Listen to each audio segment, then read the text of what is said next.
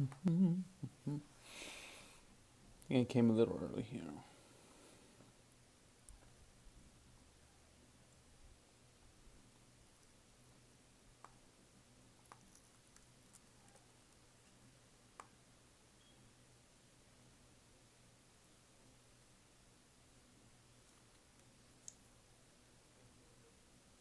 Okay, yeah. I started a little early. That's okay.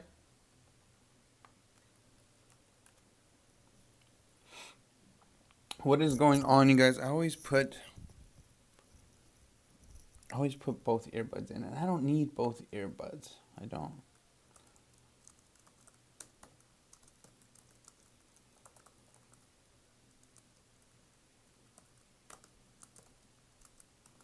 All right. Doing a quick tweet is what I was trying to say. And all right, I think we're good now. What is going on, you guys? Thank you so much for joining me today. If you're watching live or if you're watching replay, thanks so much for hitting that play button. As you know, I've been doing these videos daily, and mostly they've been live. There's a couple videos that I have just in case I can't make it to do the live show. I'll upload. But basically, it is a Monday through Friday video thing where we basically talk about Disney, get you involved. I want to find out about you, what you guys are interested in, and do all that kind of good stuff. So if it's your first time here, thank you so much for joining. Be sure to subscribe so you don't miss the future videos and the future live feeds. I just came back from Disney, and I had the privilege of interviewing Lou Mangello live there at Disney, and it was for the podcast. We talked about the Magic Podcast. So if you're watching this video today, or the replay, whenever you're watching this video, basically, if you go to the podcast and you talk about the Magic Podcast, the link will be in the description. You can hear the interview much more cleaner and clearer than the actual video. But it was so much fun being able to do a live video there and, be able to talk to him at Disney World. So if you don't know who Lou Mangello is, he is a podcaster, Disney podcaster, and he's one of the kind of like the grandfathers of podcasting, but in a good way. He's kind of the one who kind of started it, one of the pioneers of Disney podcasts, and he's been doing it for quite some time. So it was a really, really cool, fun thing for me to do. I've never been able to do something like that, so to be able to join him, it was something else. Now, yesterday I did a live viewing of the reaction trailer to Moana, and if you saw it, you could tell that I was tired, and that's because I was. I literally went for 2 days, and yeah, I messed up my brain with the time and everything. I was like a zombie. So if you wonder why I kind of look out of it in the video, that's why. But while I was there, it just so happened that it was the first day of the Food and Wine Festival. So before talking with Lou and after talking with Lou, I got to enjoy the Food and Wine Festival, and it was my first Food and Wine Festival. I'd never been there before, seen tons of videos for it, heard lots of good things about it, but I was kind of like, it's something that I never really thought about going. I always thought it would be fun, but I never thought, I'm actually going to choose to go here during this time, because like if you would make me choose, I'd rather go like on Christmas or summertime where you can get wet and stuff. In September, I've learned now in Florida, at least this time, it was a lot of rain, a lot of mugginess. It was not really the prime weather. It wasn't too hot, but also wasn't too cold. So it was something else. It was pretty crazy. Thought Texas weather was crazy, but it was pretty something else. So I never really thought about going. So I had this opportunity to go, and it just so happened that it was on that day. So I went on the first day of Food and Wine Festival, and I experienced it from the first time for the first time. And so this is going to be a first time perspective. Maybe what you would expect if you go to the Food and Wine Festival. So first day, first thing is I wake up. Epcot is opening, I believe, at 9 in the morning. The Food and Wine actually doesn't start till 11. Okay, so there's a 2-hour difference. So in my mind, I'm thinking, okay, you want to not get hit with the morning traffic of the 9 a.m., and you don't want to get there at 11 because that's when everybody's going to be trying to rush in to that area. So I thought, about 9:45, 10 in the morning, good time. So I got on the bus and the resort bus there, and I got to the park. It was probably about 10:15, and it was packed. Like I've gone to Disney World, to Epcot twice in 2014, 2015, and when I was younger too. But as far as more recently, and I've never seen it like that to get in. Like it was packed, and I still don't know why. There was so many people there, and we were all waiting to get in. That's the funny thing. We weren't actually in line to like get the tickets or anything. Like this was to actually get into the park. I don't know why it was like that. Like I said, it's never really happened that way, but for some reason it was happening now that way. So it was packed. So finally I get actually into the park. So already my day is kind of like, oh, right. So I get into the park, and like I said, I got there about 10:15. I got into the park probably about 10:45, 10:50, and I'm realizing food's gonna come up, right? So, I got on a couple rides. If you follow me on like Twitter and Instagram, you could see those stories that I had put up. Instagram, not anymore, they're gone. But the Periscope on Twitter, that I did a lot of live streams there. But I went, and I was like, okay, let's go have some fun on some rides first, everything like that. And finally, after getting on test track like 2 times, I went to the World Showcase. So I didn't know really what to expect. You see the pictures, you've seen YouTube videos, you've seen all this kind of stuff. And sometimes the people are like, oh my gosh, they're so amazing. And other times they're like, this is not that big of a deal. So I didn't know what to expect personally. And like I said, being that I didn't have any kind of predetermination, like I didn't even know it was Food and Wine Festival on that day until the week before I was actually going to get there. So I go in there, and the first thing I noticed with the World Showcase is it's pretty much the same. If you've ever been to the World Showcase at Epcot, it's pretty much the same. Everything is the same with Food and Wine. The difference is, though, there are now these little small kiosks in most of the different countries. And in those kiosks, that's where you're actually getting the food. And it's pretty interesting because, when I'm walking around, I'm seeing everything. They have the board, which has the menu as far as what you can get and everything. And I was pretty shocked as far as what they offered. So obviously, well, it's Food and Wine, right?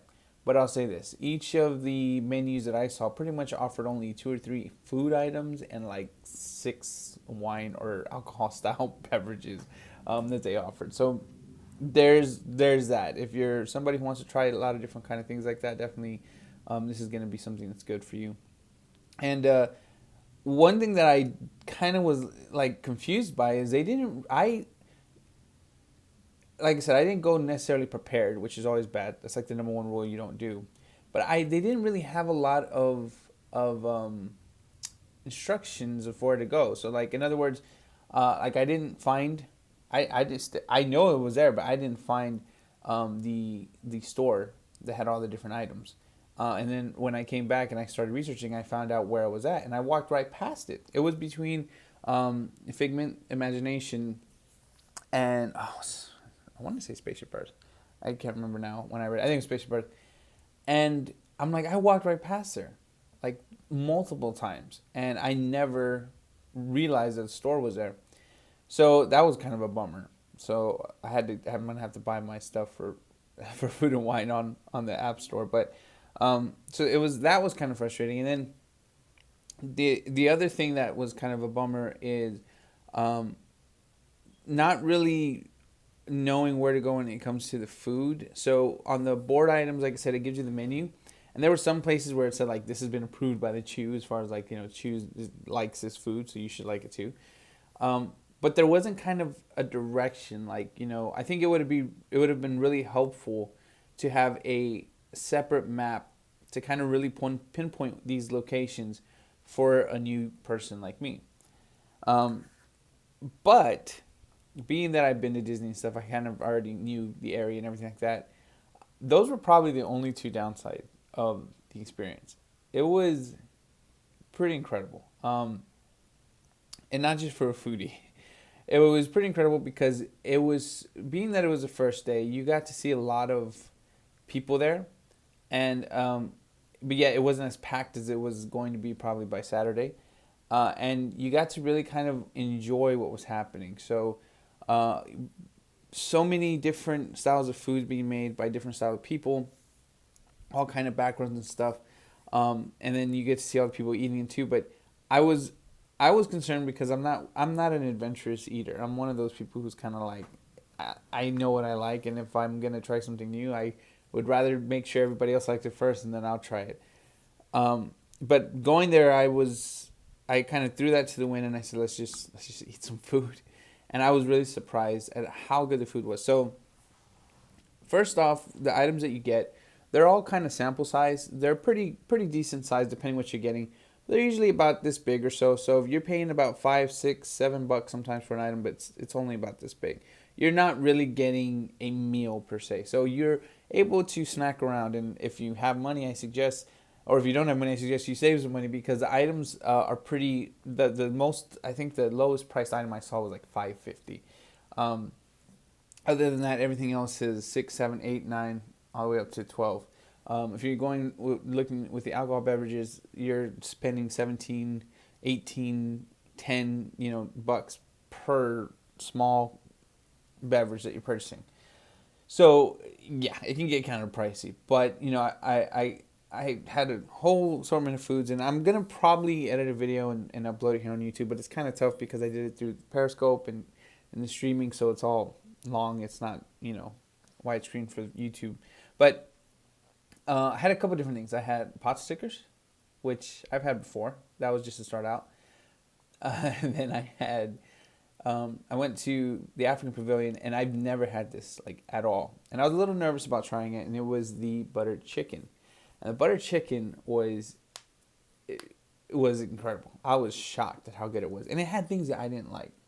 They use different kind of herbs and stuff that I know I don't like when I've had them here, like cilantro and stuff like that. And it was just so good.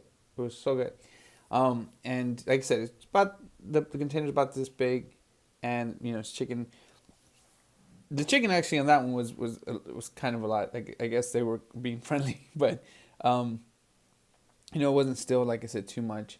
I got a lobster roll, which was also actually kind of not as good. The lobster roll was good, but it was cold, and it was weird because it was under the warmer, but the bread was cold, the lobster was cold. It was just not a good mix. But it was good. It's just it was like this would have been so much better if it was warm. I went to I also got a bubble tea, a cantaloupe bubble tea, which is definitely different. Never had one of those, and oddly enough, to me, it reminded me more of a coffee, like an ice brew coffee. So that was good. I also got it was like a duck. It was duck. Well, it was duck, and it was like weird kind of bread I've never had before, and it was so good. And the last thing was in Brazil. I had some cheese bread and some pork, fried pork, and so. Saying all that, basically, I mean, obviously, I don't have pictures showing everything. This is live, but it was a great experience because I was able to try these different kind of foods and see that being that you're in the same kind of pavilion, you kind of see the culture that you're eating around, and you get to see all the different kind of people, and it changed the experience that you normally get if you ever do visit Epcot. It was just a different kind of atmosphere. So. That being said, is it worth it? Do I think it's worth you actually, choosing to come here when you have a choice to come to Disney? Should you make it a point to come to Food and Wine? I will honestly say this, for me at least. If you have children, young children, that you have to obviously make sure that they're eating and stuff, I personally wouldn't. Because the food, unless your children are adventurous eaters, the food really isn't kid friendly. My kids aren't going to eat duck. My kids aren't going to eat fried pork. They're so in that sense, I wouldn't do that. If you are somebody who really is not into food and just really wants to kind of enjoy the rides and all that kind of stuff, I would also say, don't even, because what will happen is you're gonna start spending money on all the places and you'll be like, oh my god, I spent so much money. Plan for your trip in that way of where you want to be. But I think if you want to experience something new, when it comes to Disney. If you're somebody who's gone, maybe once a year, twice a year, and you want to experience something that you haven't experienced, I definitely would say to go. So we usually go in the summertime to Disney, and it, not to say it was getting bland, but it was getting repetitive. We knew where we were going to go, we knew what we were going to do, what we were going to eat. Going now to Food and Wine, it just completely threw all that out of the water. It made it a whole new experience. We're going again in Christmas time, so I know that's going to be different. But going for Food and Wine, it completely changed the whole feeling of what was happening there. And then being able to go from Epcot, which was a Food and Wine, and then visit Magic Kingdom, which is all decked out for Halloween and everything. It was a whole different world, and I've never experienced that. And so, the experience for Food and Wine was great. It was good. Do I think you should go? Definitely. One time in your life. Maybe now is not the right time. Maybe, like I said, if you have kids or something. But it was definitely good. It was definitely something that I would say and promote in that sense. So, in other words, the hype that you hear around it is like 95% true. The other 5%, they're kind of making too big of a deal about it. But 95% true. It's actually good. It's actually something that I would enjoy, going to multiple times. So I wanted just to share my experience with you. Like I said, this is kind of a daily thing. I'm trying to continue doing this live because I want to be able to interact with you guys and talk with you guys. So be sure to subscribe so you don't miss out any of the future videos of that we're talking about Disney. If you have an idea that you'd like to see when it comes to Disney videos, please be sure to comment below and let me know what it is that you'd like for me to talk about here on the YouTube channel. So thanks so much for watching. Have a great night, day, weekend, whenever you're watching this. And as always, stay magical.